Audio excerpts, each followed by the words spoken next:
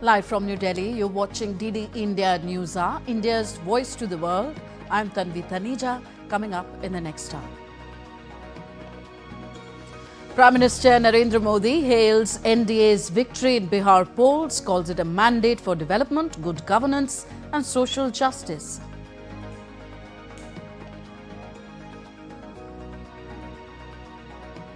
Bihar's ruling alliance, the NDA, registers historic victory in Bihar Assembly polls. Poor show by opposition's grand alliance. US approves potential $330 million arms sale to Taiwan, the first since Donald Trump's return to office. China expresses anger.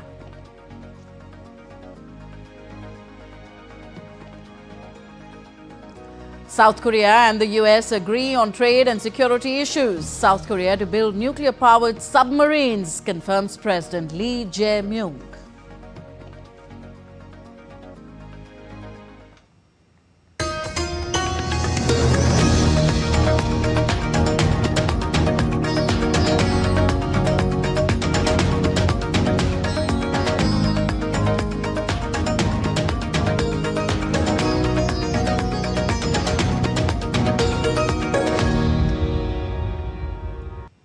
Prime Minister Narendra Modi addressed the Bharatiya Janata Party BJP workers after the Bihar Assembly election results. Addressing party workers at the headquarters near ITO in New Delhi, Prime Minister Modi thanked the voters for a record turnout, saying that they have handed them a strong mandate by breaking every record. He called it a victory for democracy, which has strengthened the trust in the country's electoral process. NDA की 4 सीटें जो आई है ये ऐतिहासिक है और यह इसलिए हुआ है क्योंकि मोदी है तो इस बार 2 चरण के इस चुनाव में कहीं पर भी रीपोल करने की नौबत नहीं आई। इस बार शांतिपूर्ण मतदान हुआ और इसके लिए मैं चुनाव आयोग, चुनाव से जुड़े हर कर्मचारी, हमारे सुरक्षा बल, बिहार के जागरूक मतदाता सभी का आज अभिनंदन करता हूं। Prime Minister also criticized the rulers of the Jungle Raj for destroying the dreams of Bihar's youth. आज बिहार देश के उन राज्यों में है जहां सबसे ज्यादा युवाओं की संख्या है और इसमें हर धर्म, हर जाति के युवा है।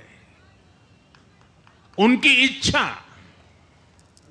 उनकी आकांक्षा और उनके सपनों ने जंगल राज वालों के पुराने सांप्रदायिक माय फॉर्मूले को पूरी तरह ध्वस्त कर दिया है।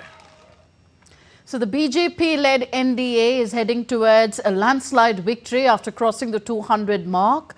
The opposition, Mahagathbandhan, has collapsed in the high-stakes electoral battle. For the first time, the BJP emerged as the single largest party in the state. RJD's Tejasvi Prasad Yadav won the Raghopur seat as the only solace win for the Mahagathbandhan.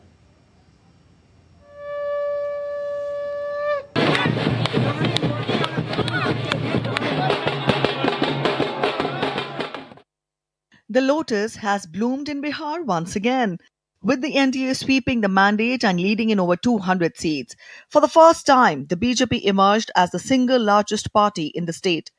Senior BJP leaders, Home Minister Amit Shah, JP Nadda and other party leaders hailed the verdict, calling it a vote for stability and development. Bihar की जनता ने NDA को जिस प्रकार से समर्थन दिया है और बहुत ऐतिहासिक है। जातीयवाद के विरोध में और बिहार में जो डबल इंजन की सरकार ने जो प्रगति और विकास करके दिया है, उसी बात का समर्थन बिहार की जनता ने किया है। JDU, led by Chief Minister Nitish Kumar, delivered another good performance. NDA's other alliance partners, including Jeetan Ram Manjhi's Hindustani Awam Morcha Secular and Lok Janshakti Party Ram Vilas also performed well.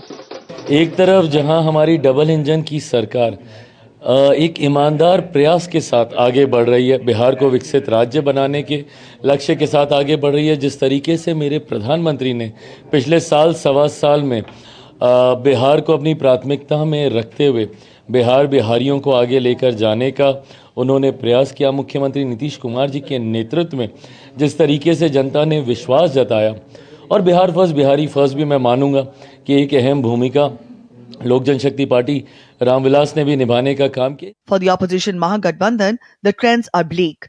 The Congress headed towards its worst ever performance in Bihar, while the Rashtriya Janata Dal has fallen to its lowest tally since 2015, dipping below 30 seats. I'm sure that the party has a responsibility to study in detail the causes. But remember, we were not the senior partner in the alliance, and that RJD also has to look carefully at its own performance. But I will say that on a matter like this, it's very important that we look at the totality of our performance. You know, elections are about a number of factors. The majority mark in the 243-seat Bihar Assembly is 122. The ruling alliance in Bihar is on track for its biggest victory since 2010. Notably, NDA had won 125 seats with a 37% vote share in 2020 polls. With Gautam Roy, Deepika Mahato, Siddharth Bhardwaj, Tripti Tripaঠি's report, DD India. And senior journalist Shekhar Iyer joins us from New Delhi to understand this poll verdict better. Welcome Shekhar ji to DD India. If you were to sum up the key takeaways from the Bihar election results, both for the NDA and the Mahagathbandhan, what would they be?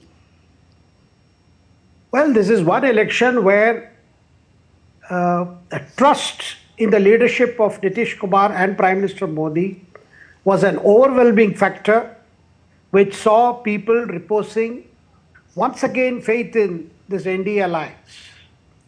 And it was also a positive vote, a vote that saw, I would say, pro-incumbency in a sense, because on the basis of the changes that Bihar has seen since Nitish Kumar became Chief Minister in 2005 as a leader of the NDA. And since then, with the kind of support the Bihar has received from the center under the Prime Minister Narendra Modi, people felt that their future was more secured by NDA continuing in government, and they get benefits of good governance. What role would you say women voters played in the Bihar elections? I think they were great changes, I would say, because in the sense, you know, for a long time, they have been the backers of Nitish Kumar, be it on the issue of prohibition or other measures to empower women. You know, during the course of this election campaign, we saw many journalists traveling to those villages to see the women who were beneficiaries of getting a bicycle when they were in school, and to see how their lives had changed in the last 20 years. And similarly, you know, constantly working to improve the lot of women, empowering them, and also ensuring by, you know, for instance, the impact of prohibition. Of course, there has been debate in Bihar about whether the prohibition has done good for Bihar, but definitely in terms of women empowerment and domestic harmony, which was a very big consideration for women who wanted that the government of Nitish Kumar should continue, because they have seen for themselves how they have been empowered by one scheme or the other, and that played a very big role. And they were not willing to experiment with anything. Now, the big question that's coming is, all parties make promises. All parties say, we'll do this, we'll do that. But people of Bihar, you know, cutting across caste lines, cutting across, they felt they would rather go by their experience of Nitish Kumar's government, which is the BJP, JDU, which is a BJP alliance. And therefore, they were in no mood to believe all other promises or the kind of things that were being promised by the Tejasvi Yadav-led Mahagathbandhan. And for the simple reason, they felt, you know, ultimately it is a question of delivery. and that is a last mile delivery. And Nitish Kumar government had proven over, I would say 2 decades, that what it means delivering on the ground, what it means ensuring that the beneficiaries of the scheme actually get the full benefit of what the government had proposed to do. Therefore, they were not willing to experiment anything. And memories of the pre-Nitish Kumar era, the memories which belonging to a period when Lalu and Rabdi regime ran for 16 years, that they didn't want to, at no cost they wanted it back. And they were not willing to accept Tejasvi Yadav, as an alternative to Nitish Kumar. Okay, the RJD, yes, has got a terrible drubbing. Why this, unexpected bad performance, and what are the lessons here for the RJD, especially as regards its social base, and for Tejasvi Prasad Yadav? See, one of the successes for NDA is not just a political alliance. NDA is also a social alliance. And similarly, your Rashtriya Janata Dal also represented a kind of alliance which was often called the MY factor. And that MY factor saw some parties aligning with RJD, and that included the Congress as well as the left. But then there were no new factor to add into that alliance. I mean, no, in terms of social expansion. On the other hand, see, the NDA alliance was, in terms of social combination, it consisted of the non-Yadav OBCs, extreme backward classes, the Dalits, Mahadalits, and also non-OBC classes, which the BJP brought to the basket. So in terms of coalitions, in terms of social coalition, NDA was more broad-based. Whereas Mahagathbandhan, what you saw was, there were no new additions which could expand that kind of social base. Therefore, in terms of social alliances also, you saw that Mahagathbandhan could not match what NDA was already there, because NDA was seen as more broadly representational of the society, so more seen as a combination that could address the grievances of the people as it has done all along. Yes, Bihar is crying for development. There are more things to be done for the people. People have a high expectation, but they also realize which is the leadership that can deliver. And in their view, it is Nitish Kumar. Okay. Political strategist Prashant Kishor's party has drawn a blank in the elections. What did he not see? And what would you say his party's zero score means for his political future? Well, Prashant Kishor people thought he would bring, some kind of a fresh air to the whole narrative in the election, and which he did to some extent by talking about the problems. But when it came to solutions, when it came to solving the problem, why Bihar doesn't attract investment, why there is a perpetual problem of migrant labor, these questions, and then he made a blunder of, I would call one of the biggest blunders. He promised to lift the prohibition, saying that would generate revenue. So, moment you say you want to lift prohibition, you are straight away categorizing the women class, because they have seen how they have suffered when alcoholism was rampant in Bihar, and how it was a problem for their running their homes, the kind of havoc it created, because men would be addicted, the problem of addiction and dealing with that. So therefore, for them it was a very big issue. And of course, people do say that issues of prohibition, how it is implemented, the problems of illicit liquor, and loss of revenue to the government. So Prashant Kishor's problem was, yes, he had a lot of new ideas. He could, get traction among young people who also. But then the same thing was, the same problem which, just as they did not see Tejasvi as a alternative to the NDA alliance, similarly, Prashant Kishor also, I think, was not seen or a formation or a party that was not yet ready to occupy that alternative space. Okay, to sum up, what do the result of the Bihar election say about the Bihar voter? What is he or she looking for in a party and a candidate when he casts his vote? Well, I think apart from the fact that, everybody says caste plays a big role in Bihar, apart from all that, I think the average Bihar voter is looking at delivery. Is looking at what will get delivered at his doorstep, his or her doorstep. That's a big thing. And the average Bihar voter also realizes that he will not be swayed by promises. He will rather go by the past performance. He will also go by what is the final delivery. He will also go by what is the scale of implementation. And above all, he is looking for a leadership that can be trusted. And this combination, repeatedly we have seen during the political campaign the talk of a double sarkar. Bihar is a clear case where double sarkar has been embraced by a majority of voters.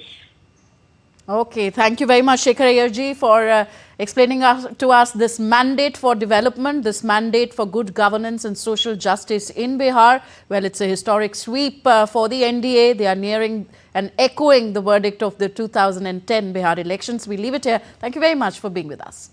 Thank you. Still to come on DD India Newshour. Germany gives another 150 million euros towards US arms for Ukraine. US and Switzerland reach a trade deal to lower tariffs to 15%. And doctors in England launch strike over pay and jobs.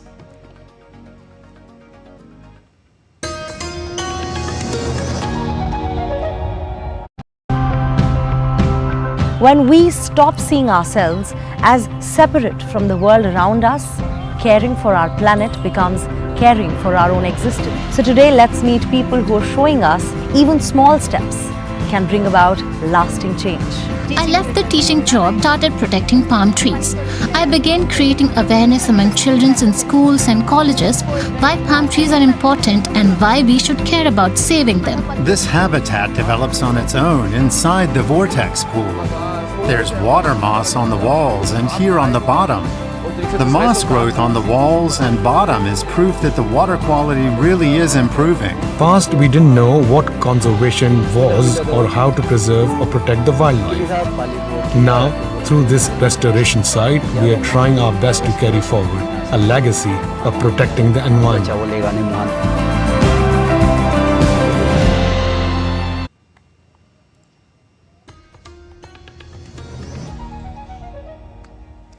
You're watching DD India Newshour. I am Tanvi Taneja. South Korea and the United States have finalized a joint fact sheet on the results of their tariff and security negotiations on Thursday. President Lee Jae-myung announced at a press briefing that the contents of the fact sheet had been fully agreed upon. President Lee Jae-myung said trade and security negotiations with the US have been finalized just 16 days after the two leaders resolved key issues at the October 29th summit in Gyeongju. On the $350 billion investment package, he said both sides agreed the funds will go only to projects with commercial rationality.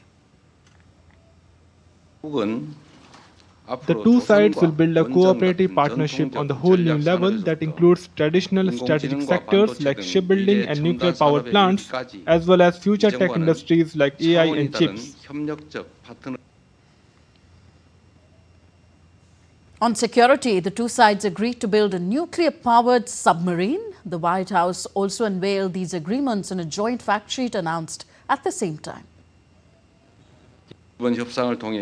Through the deal, the two sides agreed to build a nuclear-powered submarine, Korea's long-cherished goal and an essential strategic asset for the peace and stability on the Korean peninsula. South Korean workers returned to a factory in the US state of Georgia on Friday, meanwhile, after hundreds were detained at the site in an immigration raid. US authorities arrested around 475 people, the majority South Koreans, when they raided the Hyundai LG battery plant in September. Most of those detained in Georgia raid had been working on B-1 visas. Those arrested had overstayed their visas or held permits that did not allow manual labor, immigration and customs enforcement officials alleged. The United States has agreed to cut tariffs on Swiss goods from 39% to 15% under a new trade framework. Swiss Economy Minister Guy Parmelin said most issues were resolved after talks with US Trade Representative Jamieson Greer, though details will be finalized later. The move follows a delegation of Swiss business leaders, including Richmond Chair Johann Rupert, meeting President Trump to address the impact of punitive tariffs. Swiss industry reported a 14% drop in exports to the US and warned that reducing tariffs would stabilize the economy and prevent job losses. German Defense Minister Boris Pistorius hosted his counterparts from the Group of Five in Berlin on Friday to discuss ways to strengthen Europe's security and defense, as well as the ongoing situation in Ukraine. The Group of Five format, which was established by Pistorius 1 year ago, consists of Germany, Britain, France, Italy and Poland. Warsaw is represented at today's meeting by a state secretary, while Ukrainian Defense Minister Denis Shmyhal participated via video link. Germany is Europe's largest economy and it's been struggling for years. Now, twice a year, the government's Council of Economic Advisers publishes its report on how things are going. Lars Holte is with Deutsche Welle and joins me from Berlin on the story. Lars, what did you learn from the latest report this week? Thanks for having me. So when you're looking at a report on the economy, usually the numbers are what's making headlines. In this case, however, I find more significant what words the Council uses to describe the economic situation in Germany and the government's response. And what they're saying is not pretty. The economic expectations are, quote, too optimistic. Investment is too low.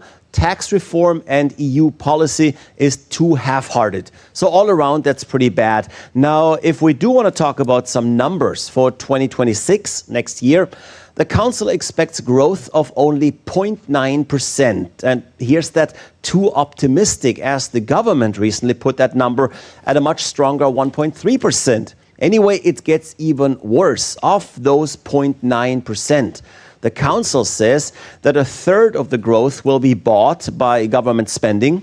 Another third is due to calendar effects, meaning that next year more holidays will fall on weekends, leaving the economy with a few more work days. Now, outside these effects, we're looking at 0.3% of real growth, and that is very, very little. Okay, Lars, the government had high hopes to strengthen the economy much faster. What happened there? Indeed, the government had some good plans, even some audacious plans, right after the elections early this year. And indeed, even before the new government was officially in place, they agreed on 2 spending packages for which they even lifted the country's long ironclad debt brake. Berlin decided to invest 500 billion euros in defense and another 500 billion in strengthening the country's infrastructure. That was a bold move, and it came with all the hope for jobs and for improvement everywhere. But the Economic Advisory Council now says that the funds are not being spent fast enough and that they're not being spent the right way. They say that instead of really investing money in new projects, in building things, a large chunk has simply flowed towards the social system, into higher retirement funds for mothers, into higher tax rebates for commuters. All per se may be valuable or at least worth discussing, but this kind of spending does not support the economic growth of a country. And thus, the experts are telling the government that they're doing a pretty bad job, and they're giving the Merz government a C- for their handling of the economy. Okay. And how are the experts viewing all this? Are they optimistic that the government can adjust its course and better strengthen the economy? If they are optimistic, they certainly didn't let us hear it. In fact, the experts are seeing so many systemic challenges that it's hard to see light at the end of the tunnel. They're asking for fundamental reform of the tax system and much lower corporate taxes. They're asking for fundamental energy reform instead of just subsidies for energy-intense businesses to alleviate their cost pressure. But we do know, of course, that fundamental reforms are not happening quickly. And then there's also the European Union. The Council says that Brussels is failing to organize the 27-member bloc as a common market in an efficient way. There's too many trade barriers still. There's high cost. There's lots of bureaucracy. So while they're saying that the government in Berlin has to get its act together and do better, they're also warning that it might still not be enough without others acting too. Okay, thank you very much, Lars, on that update on German economy. Lars Holter reporting from DW Berlin. And on to the Russia-Ukraine conflict now. Well, fresh strikes were reported in the conflict. A Russian strike caused heavy destruction in Kiev with rubble-filled corridors and windows blown out through a newly built residential complex with no tenants inside. The strike was part of a massive overnight assault that killed at least 4 and wounded dozens. President Zelensky said Russia used around 430 drones and 18 missiles, calling it one of the biggest strikes on the capital. Meanwhile, Ukrainian drone strike damaged buildings and a docked ship in Russia's Black Sea port of Novorossiysk on Friday. A top Russian nuclear official said that around 8 Ukrainian drones tried to attack the Novovorensk nuclear power plant, but all were shot down. Officials said that 3 crew members and 1 city resident were injured and 6 buildings, including 4 residential blocks, were hit. President Zelensky said that Ukraine used long Neptune missiles on targets in Russia. More from Europe. Thousands of resident doctors in England began a 5-day strike on Friday over pay and training posts, marking the 13th doctors' walkout since March 2023. The British Medical Association, BMA, is demanding a 26% pay rise to restore earnings to their value from 2 decades ago and more training positions, citing a shortage of posts for career progression. Health Minister Wes Streeting criticised the strike as a political posture, highlighting recent public sector pay rises, and said 2/3 of training applications come from overseas trained doctors.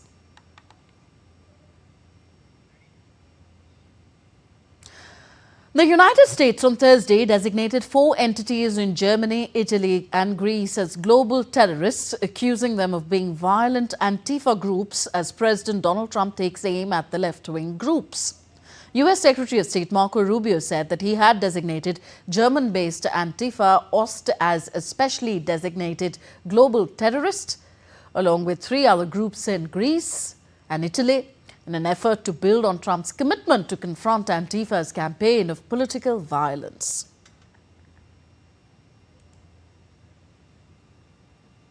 Rescuers on Friday searched for survivors in Indonesia's Central Java province after a landslide hit parts of a village. The landslide, which hit the Cilacap area on Thursday, killed at least 2 people and left 21 missing. The area had experienced heavy rainfall over several days, which triggered the landslide. On to West Asia now. Israel has received the body of deceased hostage Meni Godard from Hamas in Gaza via the Red Cross. Godard lived on a kibbutz near Gaza and was killed during the Hamas attack on Israel on October 7, 2023. His body was taken to Gaza. He was 73 at the time of his death, which was officially declared on December 8th same year. After being transferred to Israel through the Red Cross, the body headed to forensic experts who less than 3 hours later identified it as Godard's. The remains of 3 hostages are still being held in Gaza. Islamic Jihad, which is allied with Hamas and also seized hostages during the October 7th attack that precipitated the Gaza war, said that the body was recovered in the southern Gaza city of Khan Yunis. Under an October ceasefire deal, Hamas released all 20 surviving hostages still held in Gaza in exchange for nearly 2,000 Palestinian prisoners and wartime detainees held by Israel. The agreement also provided for the return of the remains of 28 hostages in exchange for the remains of 360 militants. You're watching DD India Newshour, still to come on the show.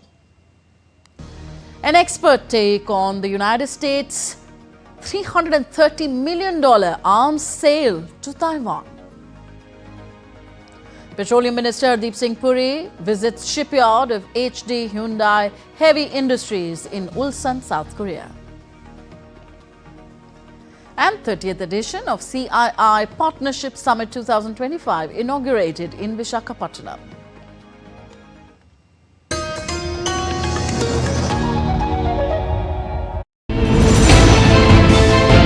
Geopolitics and trade deals. Economic challenges amid development. Hard work and the path to prosperity. It's the economy always. Between walkers, money is what money does and says. Supply creates its own demand. Between the bulls pulls and bears tears. When supply chains globalization and India rises to the podium. We'll get you centered with the economic brief at 8 p.m. every Thursday on DD India.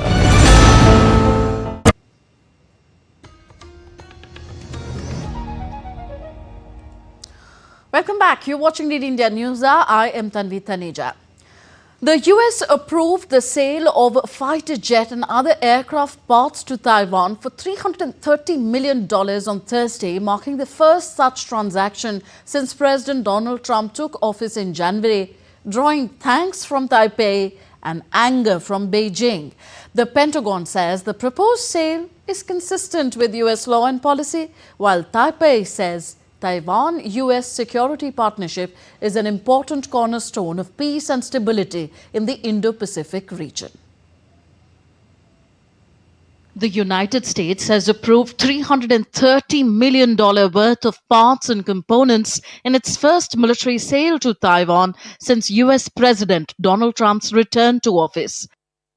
The Pentagon, in a statement, said, "The proposed sale will improve the recipient's capability to meet the current and future threats by maintaining the operational readiness of the recipient's fleet of F-16, C-130 and indigenous defense fighter aircraft." Taiwan's defense ministry on its part said the sale will help maintain combat readiness and enhance defensive resilience against China. Taiwan's presidential office thanked the US government for continuing the policy of regularized arms sales to Taiwan.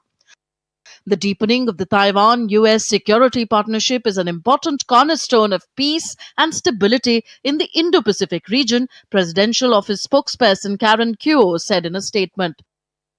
Alarmed by the news, China firmly opposed Washington's approval of the sale, which comes about 2 weeks after Trump met with Chinese President Xi Jinping in South Korea. The sale of weapons by the United States to the Taiwan region of China seriously violates the One China principle and the provisions of the 3 Sino-US joint communiques, especially the 817 joint communique. It seriously violated China's sovereignty and security interests and sent a wrong signal to the Taiwan independence separatist forces. China is strongly dissatisfied with this and firmly opposes it. The US arms sale is the first since December 2024 under former President Joe Biden. It comes as Beijing and Tokyo are involved in a diplomatic spat over remarks by Japan's new premier about Taiwan.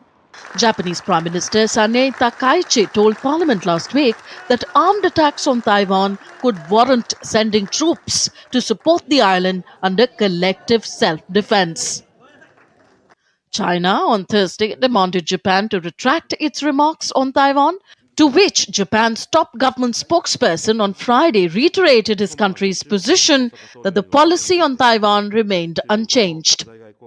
China, which claims all of Taiwan as part of its territory in October, opened a probe into Taiwan's ruling Democratic Progressive Party DPP lawmaker Puma Shen for alleged criminal separatist activities. For Taiwan, China has already prepared and is actively working on it. What's happening in Hong Kong now is exactly what Taiwan will face in the future. However, the level of awareness and vigilance regarding this issue in Taiwan, in my opinion, is far from sufficient. US President Donald Trump says Chinese President Xi Jinping has told him that he will not invade Taiwan while the Republican leader is in office. Tanvi Taneja for DD India. And we are joined by a senior Indian diplomat on the show now. Prabhu Dayalji joins us from Gurugram. Welcome, sir, to the program. Well, China has firmly opposed Washington's approval of the sale of parts and components in a military sale to Taiwan. Could China's strong opposition manifest in more concrete and provocative action in the coming days? Well, Tanvi, first of all, thanks for having me on your show.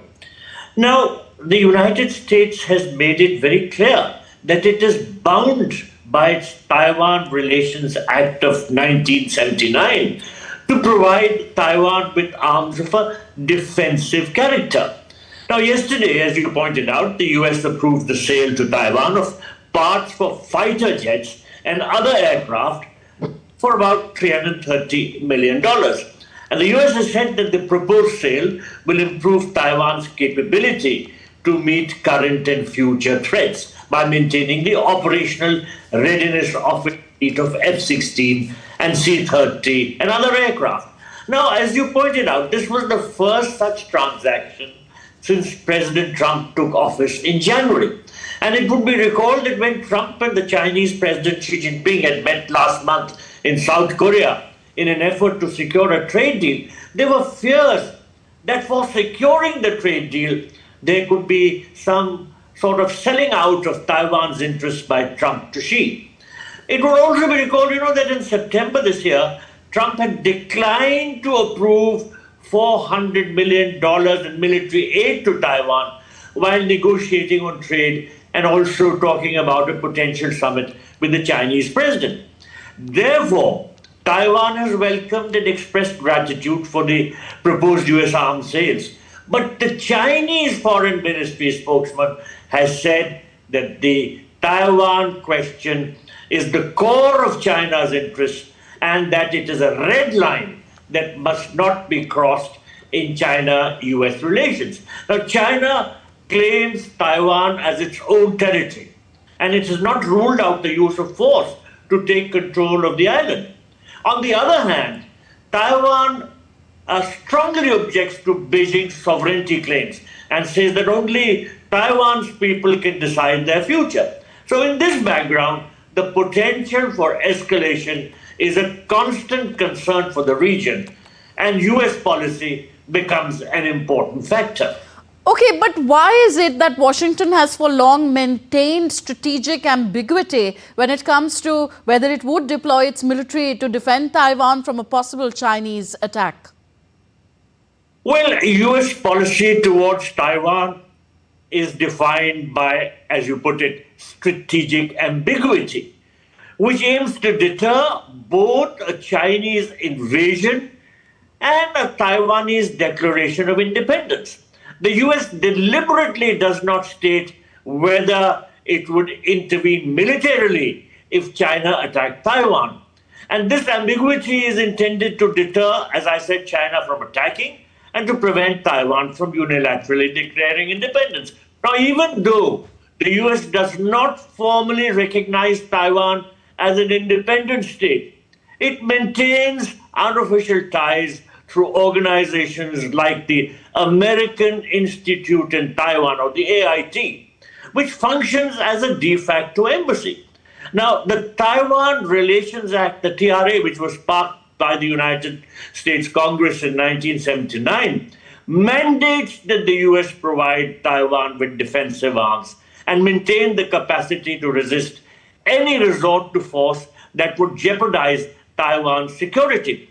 Now, the US acknowledges the PRC's position, that is China's position, that there is one China and that Taiwan is part of China. However, the US does not explicitly endorse the Chinese claim of sovereignty over Taiwan. So this ambiguity has increased Taiwan's uncertain sort of outlook, and it feels quite threatened by China. But at the same time, the US has increased military cooperation with Taiwan, though it doesn't have a permanent military presence there.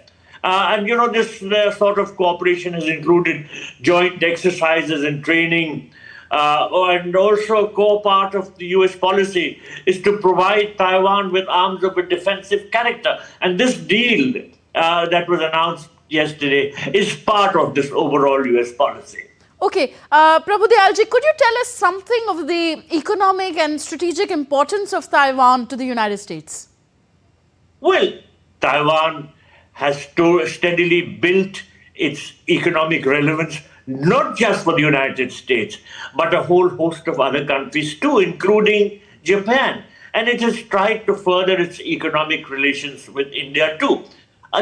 Taiwan is a highly developed economy and is in a position to reach out and make itself wanted in a positive way by other countries. So with the United States also, the Taiwanese have built strong economic relations and increased their relevance.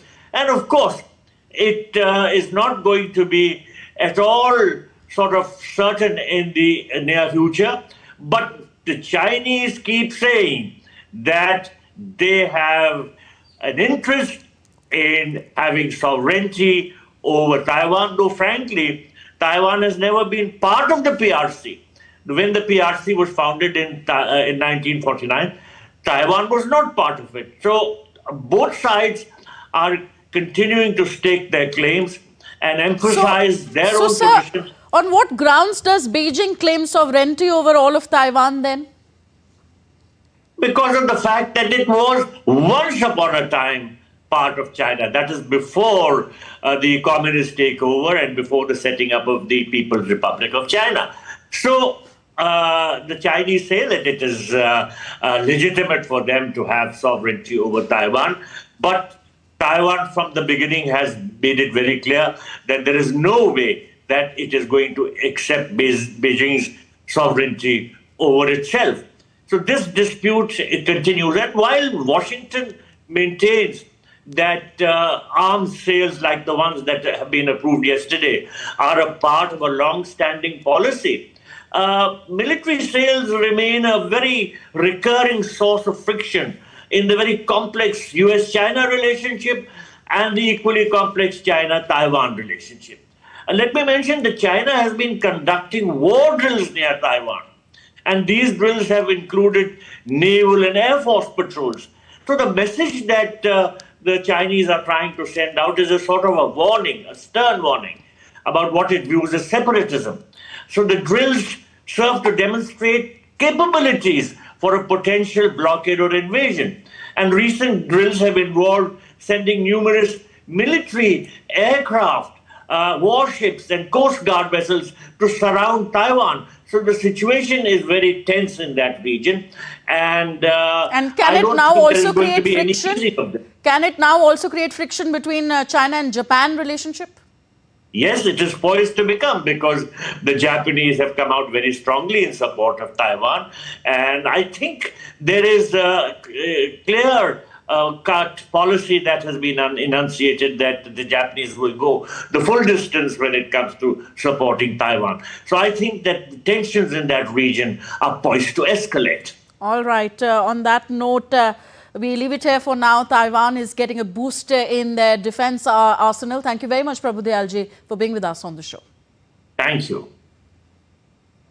All right, let's move on now. The 30th edition of CII Partnership Summit 2025 was inaugurated on Friday in Visakhapatnam, Andhra Pradesh. The event was graced by Vice President of India, C.P. Radhakrishnan, along with Minister of Commerce and Industry, Piyush Goyal.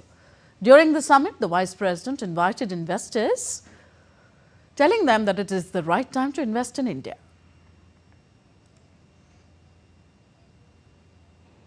This is the right time for you to invest in the fastest growing economy of the world. You have come in the right time, you have come to the right place, you have come with the right ideas. That means the success is going to be yours. Any sector, whether it is food process, whether it is blue economy or green economy, this is the right time to invest in India, and you all are welcome. Addressing the event, Minister Goyal recommended 3 key points to expand global cooperation. I offer 3 key recommendations to expand global cooperation. 1, let's facilitate two-way investments by lowering trade barriers and creating an open, transparent environment that enables the free flow of goods, services, and capital. Second, let's strengthen technology cooperation by co-developing frontier technologies and investing in high-impact innovation. Third, let's build and sustain trust through transparent governance and predictable policy frameworks that promote long-term partnerships.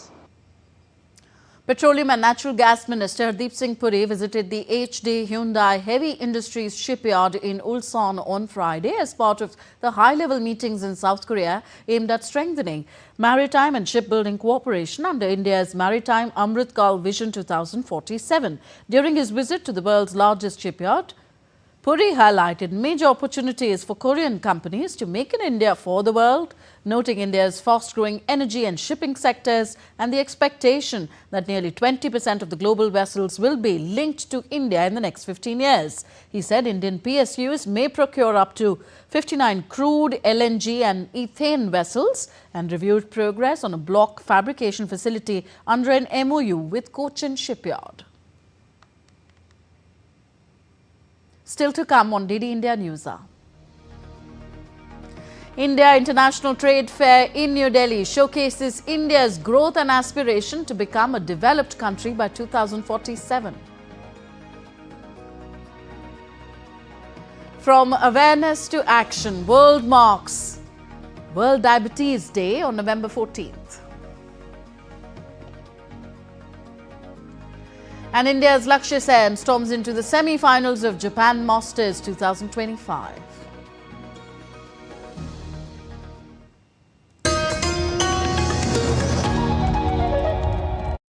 Can the US launch a bombing campaign against Iran? The Philippines vessel suffered structural damage. The saga of child sexual abuse is the United States China's debt trap strategy. Truth is stranger than fiction. But sometimes hard to uncover.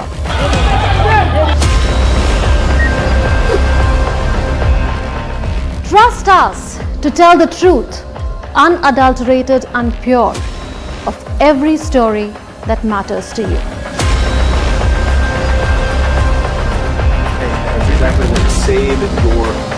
You read between the lines, cut the clutter, and connect the dots to get you the full picture.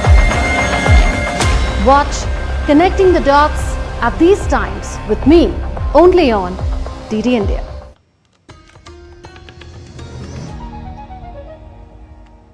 You're watching DD India Newshour. I am Tanvi Taneja.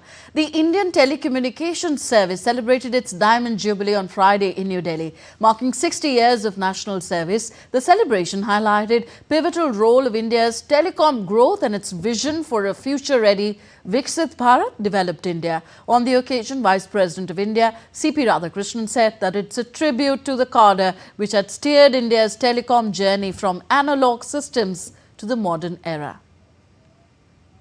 Today we mark the 60 years of ITS. We are not merely commemorating a long journey, we are celebrating the story of India's transformation from the static click of the telegraph to the boundless possibilities of the digital age.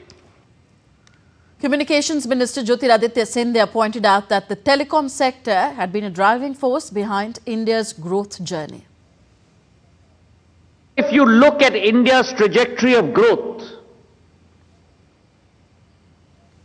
a mirror of that growth is our telecom sector, a mirror of that growth is our ITS service. If there is one department that is ahead of our times, I'm proud to say, as a member of the Telecom family, it is our Indian telecommunication services. India's Minister of Coal and Mines, G. Kishan Reddy, inaugurated the Ministry of Mines Pavilion at the India International Trade Fair in New Delhi. G. Kishan Reddy's inauguration drew attention to the recent achievements of the Mines Ministry, showcased through exhibits inside the pavilion.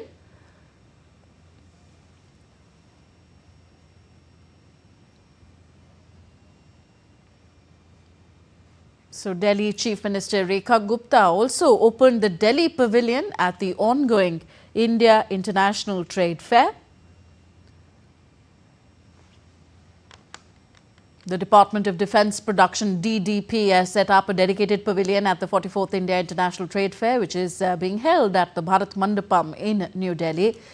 The pavilion highlights the significant transformation achieved under the Atmanirbhar Bharat Self-Reliance Initiative, showcasing the growing strength, innovation and self-reliance of the defence manufacturing ecosystem. The pavilion was inaugurated by Union Ministers Jitin Prasad and Sanjay Seth. The DDP pavilion aims to enhance awareness about India's indigenous defence capabilities and promote collaborations across industry and connect with the general public as part of its outreach initiatives.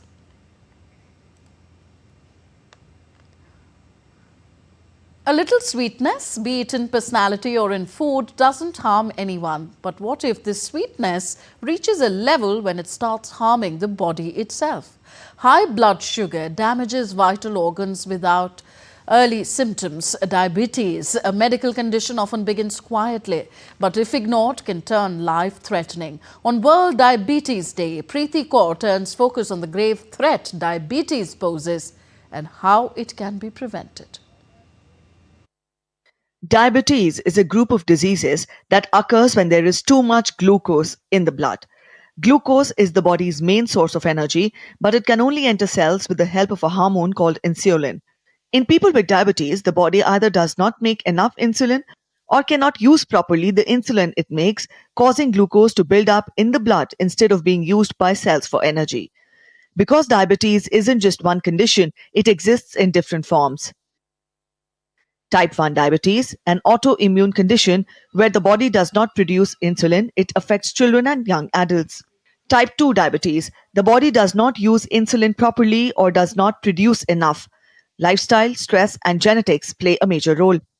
Gestational diabetes develops during pregnancy. It needs close monitoring because it affects both the mother and the baby. Prediabetes and other rare types where a person has a higher than normal blood sugar level. It is not high enough to be considered type 2 diabetes yet. Doctors often call diabetes a slow poison because persistent high blood sugar gradually damages heart, kidneys, eyes, nerves, and even the feet without showing early warning signs. About 537 million adults across the world have diabetes. Experts predict this number will rise to 643 million by 2030 and 783 million by 2045. World Diabetes Day is observed every year on November 14th to raise awareness about diabetes and its prevention, diagnosis, and treatment. This year's theme, Diabetes and Well-being, highlights the critical link between physical health, emotional balance, and quality of life for people living with diabetes. It is said prevention is better than cure. Preventing diabetes is possible. Focus on fruits, vegetables, and whole grains and limit foods high in fat and sugar. Aim for about 30 minutes of moderate aerobic activity most days of the week. Losing excess weight can significantly lower the risk of developing type 2 diabetes. Many people with diabetes need to take medication to manage their blood sugar levels. With every healthy choice, you rewrite your future. High sugar is dangerous, but high awareness is life-saving. Let awareness be your shield and lifestyle your medication. Preeti Kaur, DD India. And time now for some sporting action. First updates from cricket. India had a perfect outing on the opening day of the first test match against South Africa at the Eden Gardens in Kolkata. Jasprit Bumrah picked up his 16th 5-wicket haul to help India skittle out Proteas for 159 runs after South Africa's captain Temba Bavuma opted to bat first. Bumrah finished with 5 for 27 from 14 overs. For South Africa, Aiden Markram top scored with 31 runs. Mohammad Siraj and Kuldeep Yadav took 2 wickets each, while 1 wicket went to Akshar Patel. India finished on 37 for 1 in 20 overs at stumps, trailing South Africa by 122 runs. India lost the wicket of Yashasvi Jaiswal, but KL Rahul and Washington Sundar saw out the day for the hosts. Paris Olympians B. Dheeraj and Ankita Bhagat became the first ever Indian male and female recurve archers to win individual titles at the Asian Archery Championships in Dhaka on Friday. Ankita stunned Korea's Paris Olympic medalist Nam Soo-yeon 7-3. Ankita had earlier knocked out her longtime senior teammate, former world number 1 Deepika, in the semi-finals. Dheeraj defeated compatriot Rahul 6-2 in the finals to win gold. Indian contingent ended its campaign with 10 medals, 6 gold, 3 silver and 1 bronze medal to top the standings. And on to badminton now. India's Lakshya Sen registered an upset win over former world champion Loh Kian Yu of Singapore to storm into the semi-finals of Japan Masters on Friday. 7-seeded Commonwealth Games champion Sen produced a superlative performance to outclass world number 9 Loh, extending his dominance over the Singaporean with their 7th win in 10 career meetings. The world number 15, who finished runners-up at the Hong Kong Open in September, will next face Japan's 6th seed and world number 13, Kenta Nishimoto. And that's all for this edition of DD India News Hour. Do let us know your thoughts on the news of today. Connect with us on our different social media handles at DD India Live. And for those on the go, you can also download our DD India mobile app for quick news and updates from India and the world. We'll be back with more news as it breaks here on DD India. I'm Tanvi Taneja. From all of us here in New Delhi, thank you for watching. Namaskar.